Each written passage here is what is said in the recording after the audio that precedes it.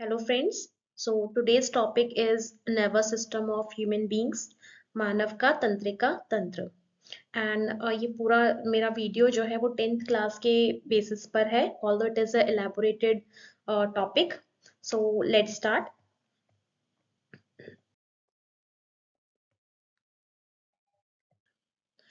तो nervous system क्या होता है? नर्वस सिस्टम हमारे बॉडी का वो सिस्टम है जो अनदर सिस्टम्स को या जो हमारे बाकी के सिस्टम्स हैं, जो लाइफ प्रोसेस हैं, उन सबको कंट्रोल करता है। जैसे हम ब्रीथ करते हैं, है ना, हमारा रेस्पिरेटरी सिस्टम जो है, हम डाइजेस्टिव सिस्टम है, reproductive, urinary system, every system is controlled by this nervous system. तो नर्वस सिस्टम जो होता है ये सबको कंट्रोल करता है। तो ये सिस्टम है क्या? सिस्टम का मतलब होता है जहां पर डिफरेंट ऑर्गन्स या डिफरेंट टिश्यूज मिलकर एक कोई पर्टिकुलर टास्क पूरा करते हैं। तो यहाँ पर नर्वस सिस्टम जो है वो पूरा का पूरा न्यूरॉन्स से बना हुआ है। न्यूरॉन्स के ही असेंबली से डिफरेंट स्ट्रक्चर्स बने हुए हैं, और ये जो है हमारे पूरे शरीर में हर जगह फैली हुई एक नेटवर्किंग है। जैसे कि तारों का एक नेटवर्क होता है, ऐसे ही पूरा नेटवर्क है। और जो हमारी पूरी बॉडी में इनफैक्ट बिलो नेल्स, आप नेल्स भी अगर कभी दबाओगे और आपको फील होगा पेन, तो ये जो फीलिंग्स होती हैं, जो भी परसेप्शंस होते हैं, जो भी हम देखते हैं सुनते हैं, हमारे सेंस ऑर्गन्स, उसके लिए जो हम रिएक्शंस देते हैं, ये सब कुछ हमारा ब्रेन करता है। तो ये जो नर्वस सिस्टम होता है एक्चुअली, तो इसमें डिफरेंट पार्ट्स हैं, तो हम वो पार्ट्स एक बार देखते हैं। तो पहले हम देखते हैं नर्वस सिस्टम जो है वो टू पार्ट्स में डिवाइडेड है, that is a central nervous system और peripheral nervous system. Central nervous system के अंदर हमारे दो पार्ट्स आते हैं, ब्रेन और स्पाइनल कॉर्ड, या जिसे हम मस्तिष्क और मेरुरज्जु कहते हैं। और जो पेरिफेरल नर्वस सिस्टम होता है, ये हमारे सेंट्रल नर्वस सिस्टम का एक्सटेंशन होता है, जो हमारे बॉडी के एक्सट्रीम पार्ट्स तक, यानी कि हमारे हाथ पैरों तक, टोज तक, फिंगर्स तक जाता है। तो ये पेरिफेरल नर्वस सिस्टम जो होता है ये दो टाइप्स का होता है, एक ऑटोनॉमिक नर्वस सिस्टम होता है और एक सोमैटिक नर्वस सिस्टम होता है। जो ऑटोनॉमिक नर्वस सिस्टम होता है इसे हम स्वायत्त तंत्रिका तंत्र कहते हैं। ये वो सारी चीजें कंट्रोल करता है जो हमारी इच्छा पे डिपेंड नहीं करती हैं। जैसे कि अगर हम बहुत ज्यादा दौड़ रहे हैं तो हमारी हार्ट बीट ऑटोमेटिक तेज होगी, ये आपके कहने से, आपके सोचने से नहीं होगी। और जब उसको नॉर्मल होना होगा तो भी वो अपने हिसाब से होगी, इसमें आपका कोई कंट्रोल नहीं होता है। तो हम इसको बेसिकली बोलते हैं ऑटोनॉमिक नर्वस सिस्टम। और दूसरा जो होता है सोमैटिक नर्वस सिस्टम, या जिसे हम वॉलेंटरी नर्वस सिस्टम कहते हैं, क्योंकि ये हमारे इच्छाओं पर डिपेंड करता है, हम इसको वॉलंटियर करते हैं। यानी कि अगर जैसे मैं बैठी हूँ और मुझे सीधे खड़े होना है, तो मैं उसी वक्त खड़े हो जाऊंगी, मेरे हाथ में है, मेरे कंट्रोल में है। मुझे अगर दौड़ना है, चलना है, अपनी पोजीशन चेंज करनी है, कुछ कहना है, आंखें खोलनी बंद करनी है, तो ये सारी चीजें जो है, जो हमारी इच्छाओं पे होती है, जो हमारे, जिसको हम वॉलेंटियर करते हैं, तो that is the voluntary nervous system और द सोमैटिक नर्वस सिस्टम ना। ये ऑटोनॉमिक नर्वस सिस्टम जो होता है वो टू टाइप्स का होता है, एक सिंपैथेटिक नर्वस सिस्टम होता है और एक पैरासिम्पैथेटिक नर्वस सिस्टम होता है। और ये दोनों नर्वस सिस्टम्स जो हैं वो दोनों मिलकर किसी पर्टिकुलर टास्क को, जो कि हमारी इच्छा पर डिपेंड नहीं करते, उसको पूरा करते हैं। जैसे हार्ट बीट का बढ़ना और फिर उसको नॉर्मल रिलैक्स में भी लाना है, दो काम है, एक एक्टिवेट करना है, एक डीएक्टिवेट करना है। तो ये दोनों मिलकर वो काम करते हैं। और सोमैटिक नर्वस सिस्टम जो होता है, इसमें दो न्यूरॉन्स काम करती हैं, दो नर्वस सिस्टम काम करते हैं, एक सेंसरी नर्वस सिस्टम होता है और एक मोटर नर्वस सिस्टम होता है। सेंसरी नर्वस सिस्टम वो होता है जो हमारे परसेप्शंस को हमारे ब्रेन तक या हमारे सेंट्रल नर्वस सिस्टम तक लेकर जाता है ना। Sorry for the disturbance. तो जैसे फॉर एग्जाम्पल आपने कोई गर्म चीज छुई है, तो आपको कैसे पता कि हाथ हटा लेना है? या फिर आप को पता, जैसे हम कहीं जा रहे हैं तो आप क्यों लेफ्ट और राइट में चेक करते हो गाड़ी आ रही है कि नहीं आ रही है ना?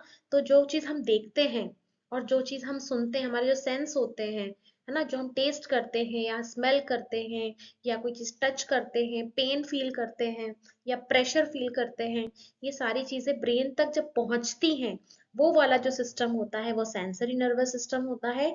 और मोटर नर्वस सिस्टम वो होता है जो ब्रेन हमको सिग्नल्स भेजता है कि क्या करना है। और मोटर मतलब गाड़ी, गाड़ी मतलब स्पीड। तो ये ज्यादा स्पीड में काम होता है यहाँ पर। जितनी देर में सेंस ब्रेन तक पहुंचता है उससे ज्यादा फास्ट इंस्ट्रक्शंस आते हैं कि क्या करना है। तो ये इस तरह से नर्वस सिस्टम जो है, इसके क्लासिफिकेशन है ये। तो एक बार रिवाइज कर लेते हैं। Central nervous system divides into two systems, that is central nervous system और केंद्रीय तंत्रिका तंत्र, and second one is peripheral nervous system या परिधीय तंत्रिका तंत्र। ये परिधि में होता है और ये केंद्र में होता है। इसमें ब्रेन और स्पाइनल कॉर्ड आते हैं। और पेरिफेरल नर्वस सिस्टम में ऑटोनॉमिक या इनवॉलेंट्री नर्वस सिस्टम या सोमैटिक नर्वस सिस्टम और वॉलेंट्री नर्वस सिस्टम। ऐच्छिक तंत्रिका तंत्र है ये, और ये स्वायत्त तंत्रिका तंत्र है। ये देखिए नर्वस सिस्टम हमारे बॉडी में कैसा होता है।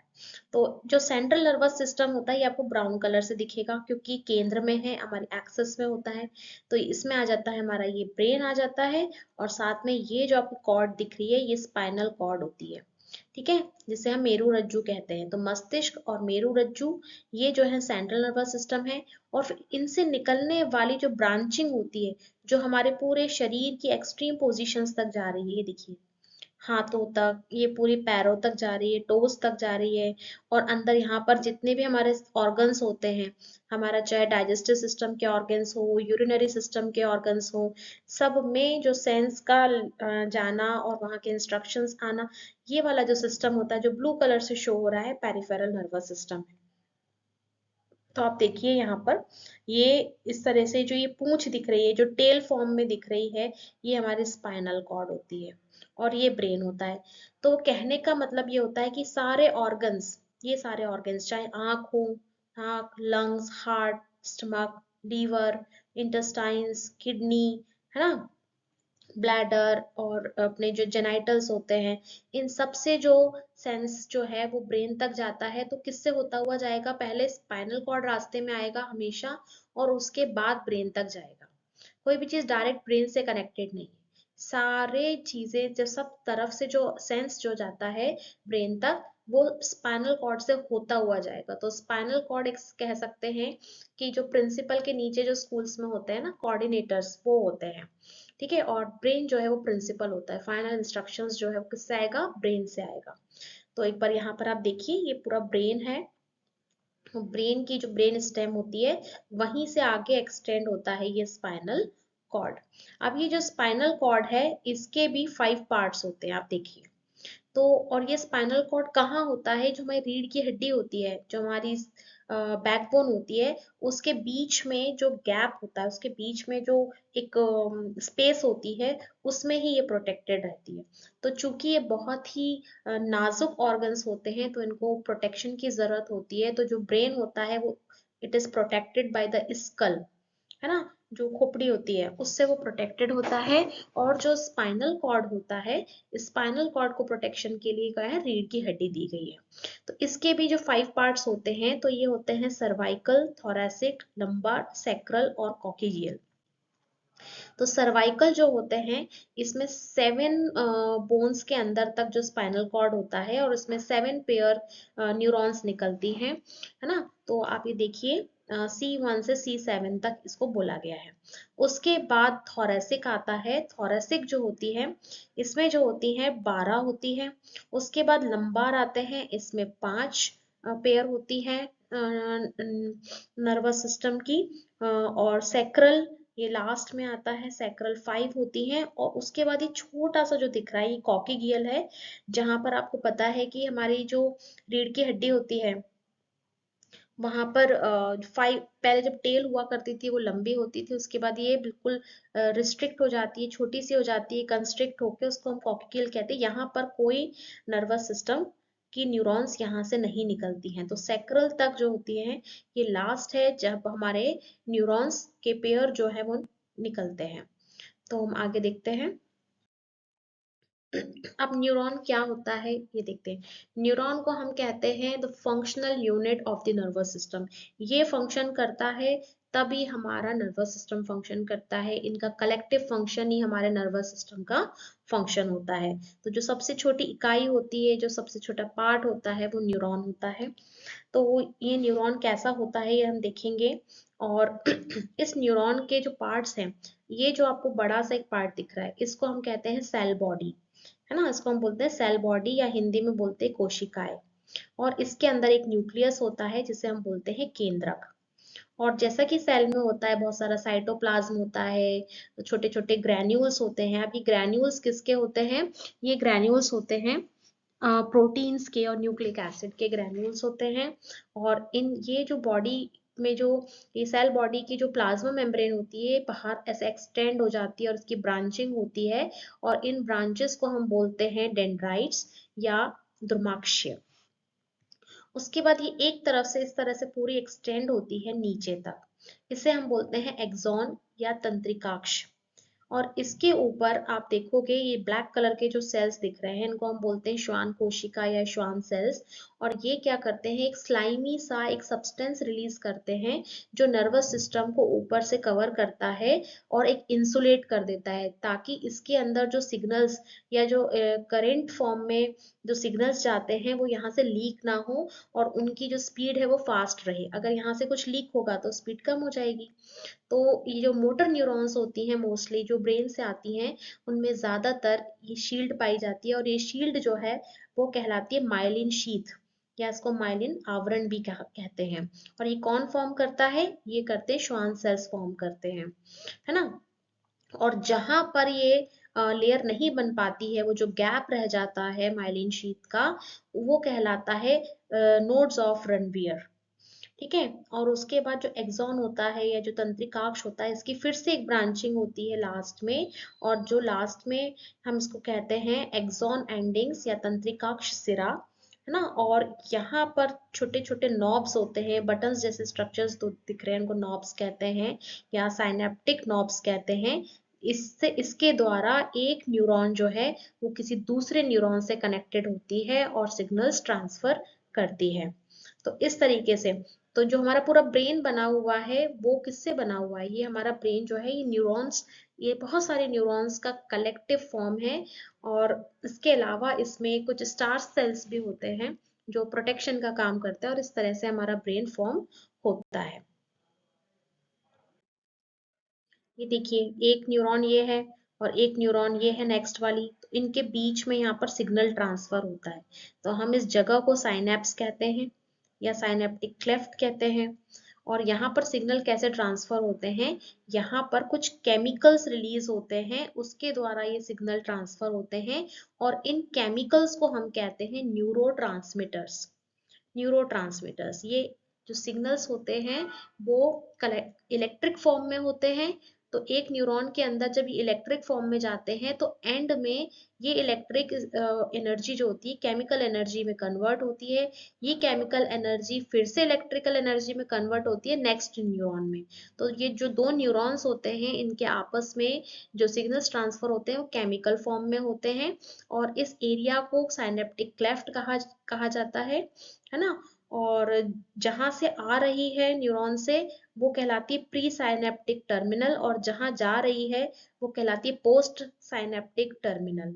और यहाँ पर इस तरह से न्यूरोट्रांसमीटर्स रिलीज होते हैं।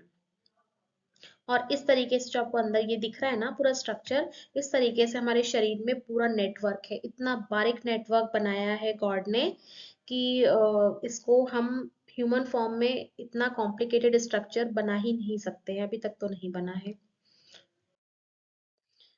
अब देखते हैं ह्यूमन ब्रेन का स्ट्रक्चर कैसा होता है, ब्रेन कैसा होता है। तो ब्रेन जो होता है बेसिकली 3 पार्ट्स में डिवाइडेड होता है। तो एक होता है आपका फोर ब्रेन, यानी कि अग्र मस्तिष्क जिसको हम कहते हैं, है ना, फोर ब्रेन, ये पहला। उसके बाद आता है मिड ब्रेन, ये जो आपको दिख रहा है नीचे येलो कलर का, ये है ना, ये कहलाता है मिड ब्रेन। और उसके बाद यहाँ मिड ब्रेन से यहाँ तक ये वाला स्ट्रक्चर, और ये पर्पल कलर का स्ट्रक्चर जो दिख रहा है ना, ये कहलाता है हमारा हाइंड ब्रेन या पश्चिम मस्तिष्क। तो 3 टाइप्स के होते हैं, एक प्रमस्तिष्क कहलाता, ये अग्र मस्तिष्क कहलाता है, फोर ब्रेन। फिर उसके बाद मध्य मस्तिष्क होता है मिड ब्रेन, और हाइंड ब्रेन को हम बोलते हैं पश्चिम मस्तिष्क। ठीक है। तो इसमें जो ये फोर ब्रेन होता है, ये वाला फोर ब्रेन, इसमें आप जो स्ट्रक्चर देख रहे हो इसको हम बोलते हैं सेरिब्रम। सेरिब्रम हम उसको कहते हैं, और हिंदी में उसको प्रमस्तिष्क कहा जाता है। ठीक है, प्रमस्तिष्क। उसके बाद यहाँ पर जो आप नीचे देखोगे, ये मिड ब्रेन जो है, इस मिड ब्रेन में थैलेमस, हाइपोथैलेमस और एपिथैलेमस नाम के 3 स्ट्रक्चर्स होते हैं। और जो हाइंड ब्रेन होता है, इसमें आता है, इसको हम बोलते हैं पॉन्स, है ना। और उसके बाद, इसके बाद ये जो स्टेम आती है, ब्रेन की स्टेम जो होती है, वो होती है मेड्यूला ऑब्लोगेटा। और यहीं से, ब्रेन स्टेम से आगे एक्सटेंड होती है स्पाइनल कॉर्ड। तो स्पाइनल कॉर्ड को हम अलग से पढ़ेंगे। जो ब्रेन का स्ट्रक्चर है वो मेड्यूला ऑब्लोगेटा तक है। और थर्ड पार्ट जो है हाइंड ब्रेन का, ये वाला, ये कहलाता है सेरिबेलम। ये क्या कहलाता है? सेरिबेलम, या जिसे हम छोटा दिमाग या अनुमस्तिष्क कहते हैं। ठीक है। और ये वाला जो पूरा हिस्सा है, ये प्रमस्तिष्क कहलाता है, प्रमस्तिष्क या सेरिब्रम। अब उसके बाद जो हमारा फोर ब्रेन था, या जो पूरा सेरिब्रम होता है, इसके अलग अलग एरिया होते हैं। जैसे इंडिया एक कंट्री है ना, और कंट्री के अलग अलग स्टेट्स होते हैं। इस तरीके से ये जो पूरा एरिया है, इसको एक कंट्री जैसा माने सेरिब्रम को। और इसमें भी अलग अलग एरिया होते हैं, जिन्हें हम लोब्स कहते हैं। और लोब्स में, दो लोब्स के बीच में यहाँ पर जो गहराई होती है वो बहुत ज्यादा होती है। ऐसे तो इसमें सब जगह आपको थोड़ी थोड़ी गहराई दिख रही होगी, जैसे अखरोट में कुछ पार्ट्स अंदर धसे होते हैं, कुछ उभरे होते हैं, जैसे यहाँ पे भी होता है। लेकिन यहाँ पर बहुत ज्यादा धसा हुआ जो हिस्सा होता है, वो इस सेरिब्रम को डिफरेंट लोब्स में डिवाइड कर देता है। तो एक होता है आपका फ्रंटल लोब, ये पिंक कलर का आपको जो दिख रहा है, ये फ्रंटल लोब कहलाता है। येलो कलर का जो दिख रहा है, ये कहाँ तक होता है? आप इमेजिन करो, आपने एक हेयर बैंड लगा रखा है, वो आपने जो हेयर बैंड लगा रखा है, उसके आगे आगे का जो पूरा स्ट्रक्चर है हमारे माथे तक, ये फ्रंटल लोब होता है।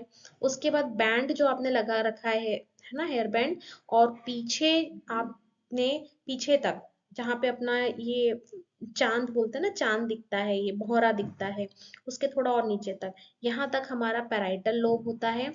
उसके पीछे जाएंगे तो ऑसिपिटल लोब होता है। और जो कनपट्टी होती है, कानों के आसपास का जो एरिया होता है, ये होता है टेम्पोरल लोब। तो इस तरह से 4 प्रकार के लोब्स होते हैं: frontal lobe, parietal lobe, occipital lobe और टेम्पोरल लोब।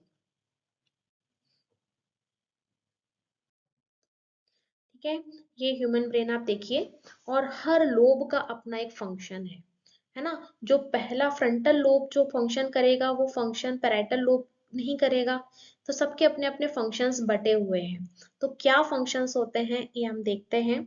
जो हमारा फ्रंटल लोब होता है, ये फ्रंटल लोब जो होता है, ये किस चीज के लिए होता है? ये होता है हमारे मूवमेंट के लिए, कि हम हिल पा रहे हैं, हम अपने हाथ मूव कर रहे हैं, उठना बैठना चल रहा है।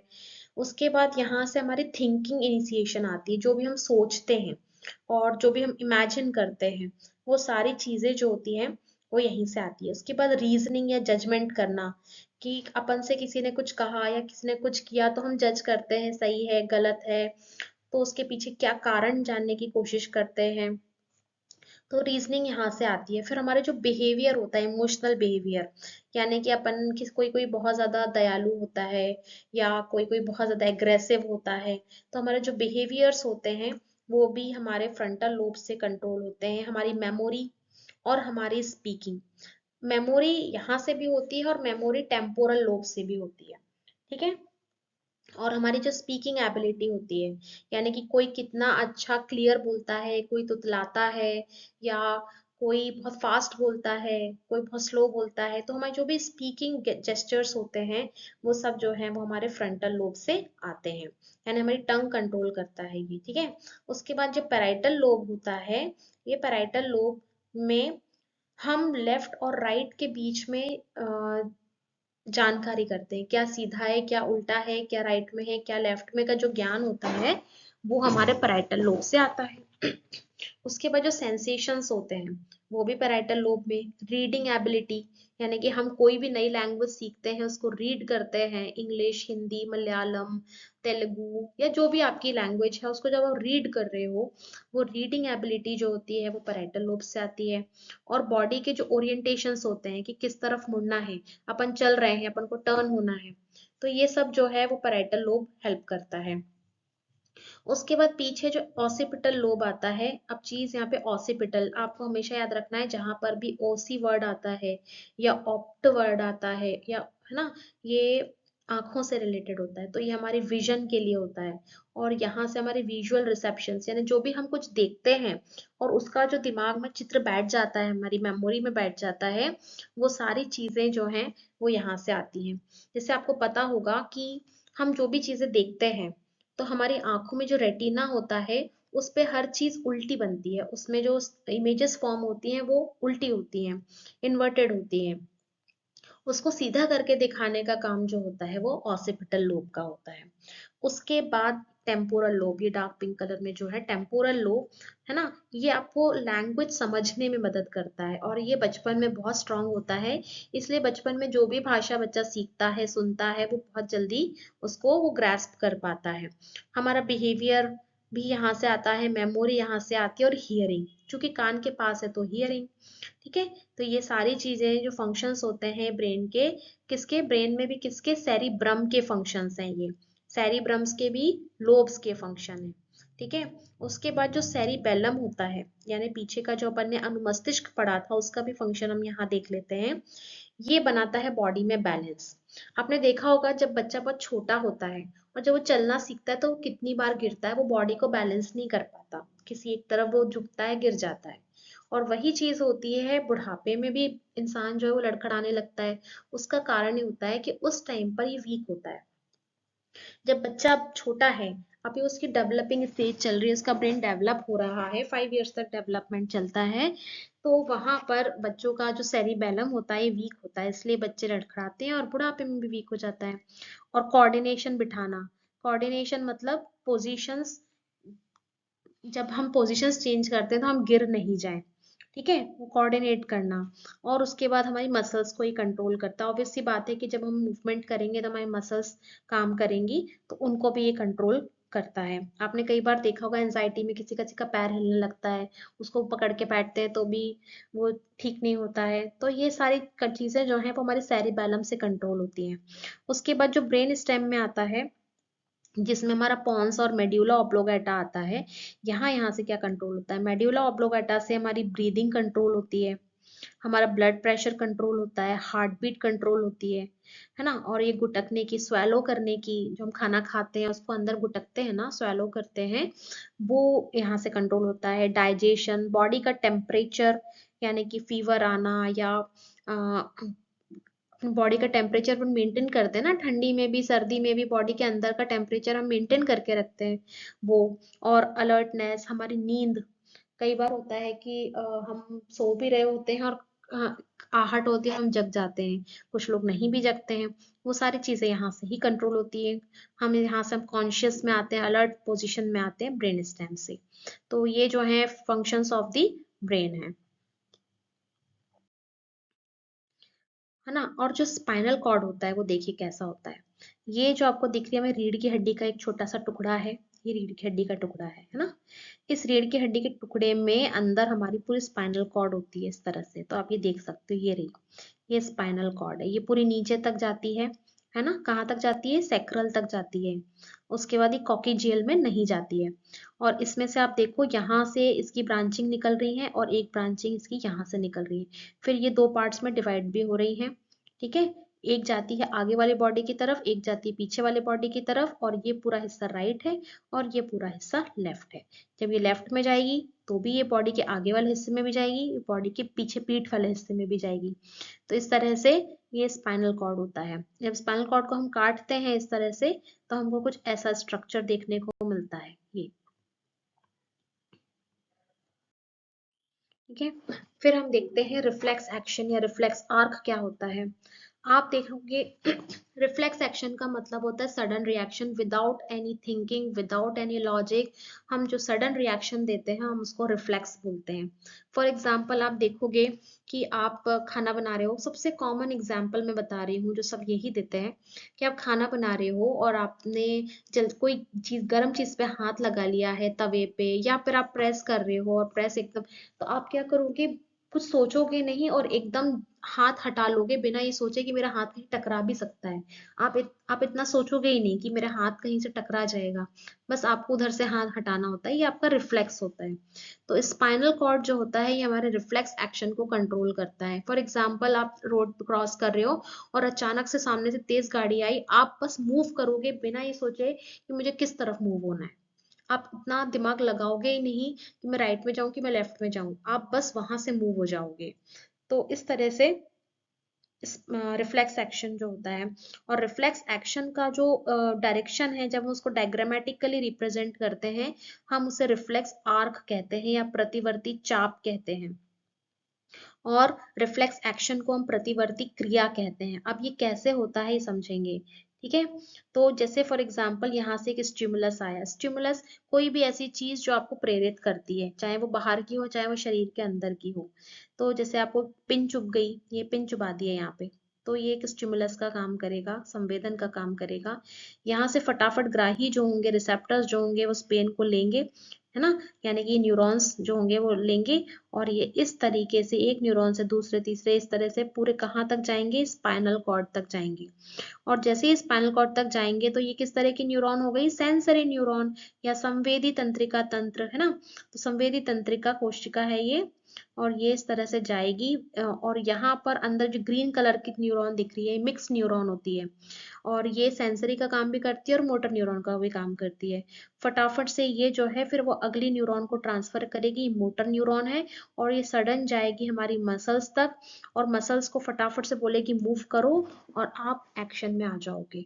तो इस तरीके से एक हो गई ये सेंसरी न्यूरॉन जाने वाली, फिर यहाँ से आने वाली हो गई मोटर न्यूरॉन, और बीच में हो गया ये स्पाइनल कॉर्ड, और उसके बीच में अंदर हो गई ये रिले न्यूरॉन। तो ये जो डायग्रामेटिकली रिप्रेजेंटेशन होता है ना, रिसेप्टर से लेकर आपके इफेक्टर तक, ये जो होता है ये रिफ्लेक्स आर्क कहलाता है। This is called reflex arc. और लास्ट में हम ये देखते हैं थोड़ा सा कि जो ब्रेन होता है, इस ब्रेन में कुछ कैविटीज, कुछ खाली जगह होती है जहां पर एक लिक्विड भरा होता है।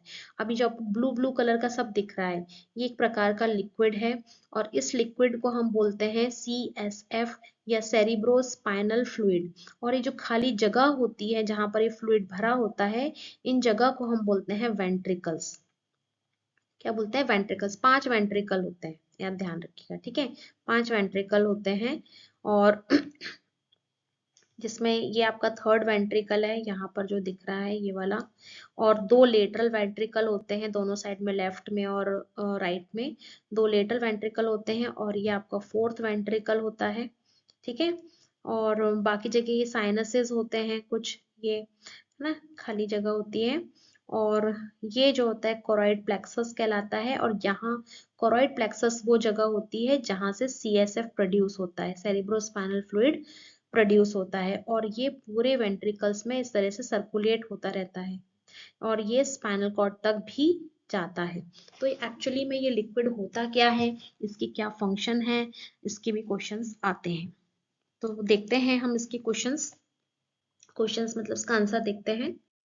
तो CSF के कार्य क्या होते हैं, तो सबसे पहला तो होता है प्रोटेक्शन या सुरक्षा, यानी कि जो हमारा ब्रेन होता है, और जो हमारी रीढ़ की हड्डी होती है, उसके अंदर स्पाइनल कॉर्ड होता है, कई बार इनमें झटके लगते हैं, हम कई बार सर के बल गिर जाते हैं, कई बार हमारा सिर टकरा जाता है, कई बार चोट लगती है।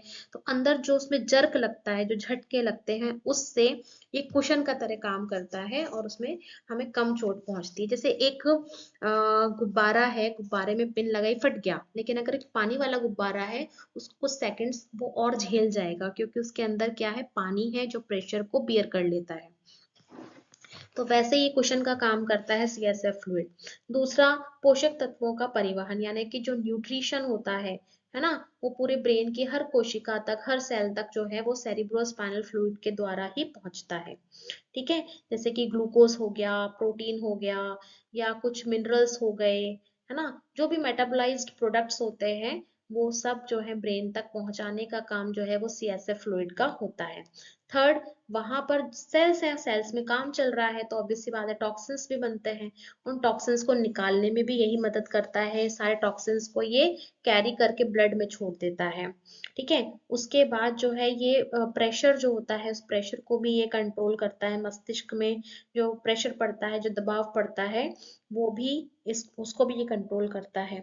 और उसके बाद सबसे इम्पोर्टेंट है, इन्फेक्शन से हमको ये बचाता है, इन्फेक्शन से बचाता है। तो बेसिकली ये जो था सारा CSF ब्लड या सेरिब्रो स्पाइनल फ्लूइड, है ना, इसके ये कार्य थे, इसके फंक्शंस थे। और थैंक यू सो मच। अगर मेरा चैनल आपको पसंद आ रहा है तो आप प्लीज़ लाइक कीजिए, शेयर कीजिए, सब्सक्राइब कीजिए।